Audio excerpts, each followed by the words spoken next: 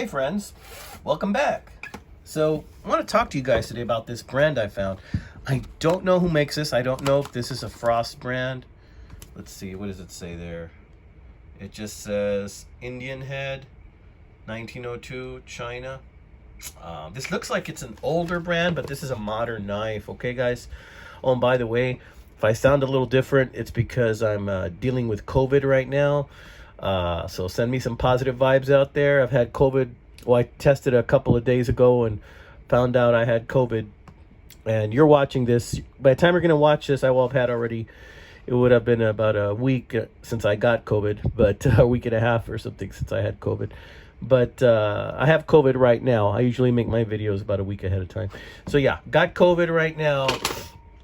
I've had headaches, sneezing, coughing, congestion.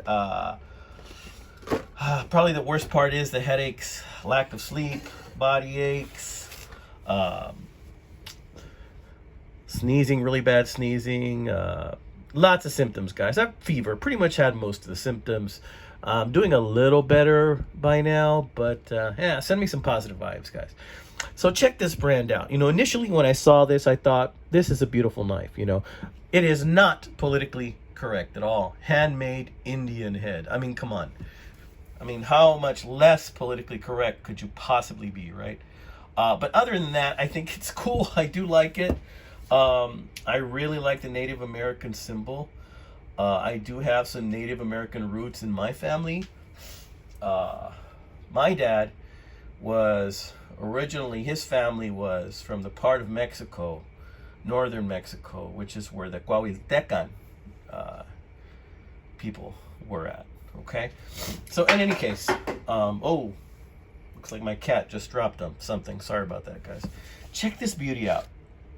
This is a Sodbuster type knife, and the thing that really caught my eye about this knife was that, look at that beautiful brown bone.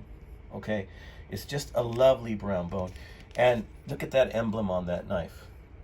It says 1902 on it, and there it is again, Indian Head, right? And I think that is a really cool emblem to have. I really like it a lot. And, I planned on pocket carrying this because, as you will see, it's not terribly thick. It's got brass liners right there. You'll notice this is a double brass liner, and I'm going to show you why. See, initially, I thought this was going to be a slip joint, just like a case Sodbuster would be. This is the size of regular case Sodbuster.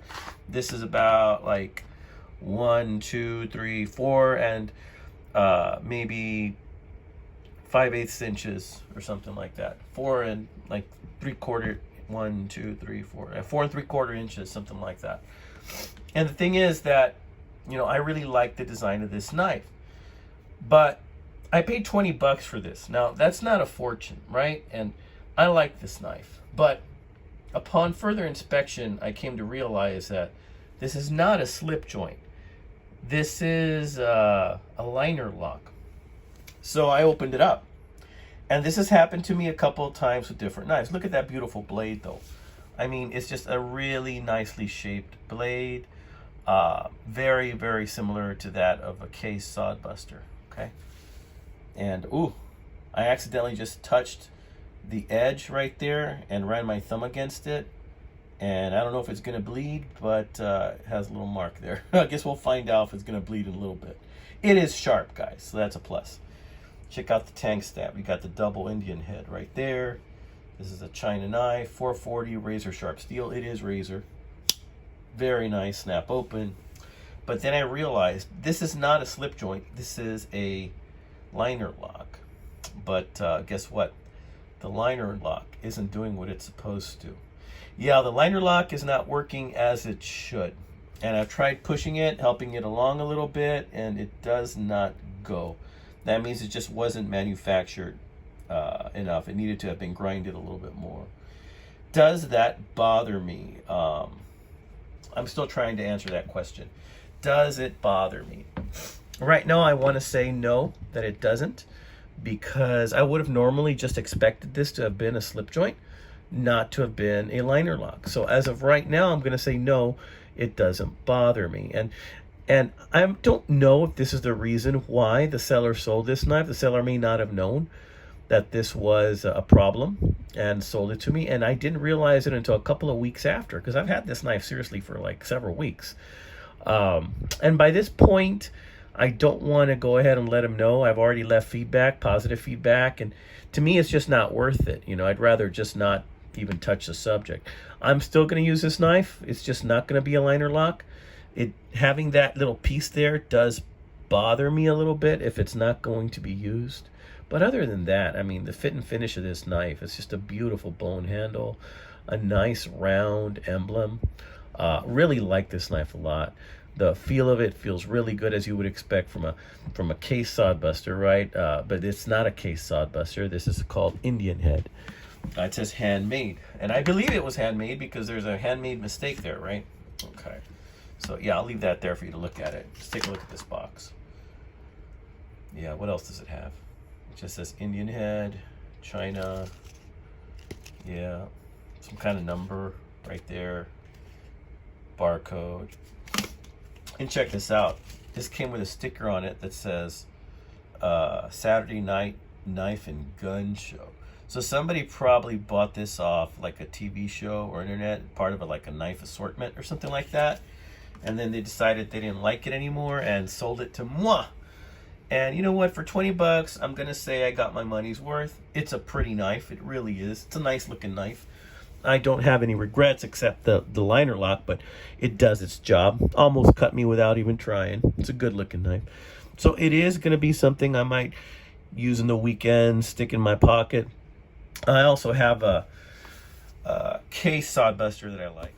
So this is my case Sodbuster, and I made this sheath a long time ago for knives of this type. And so this is one that I made a while back. So this is my case Sodbuster. It's about the same size, actually. Yeah.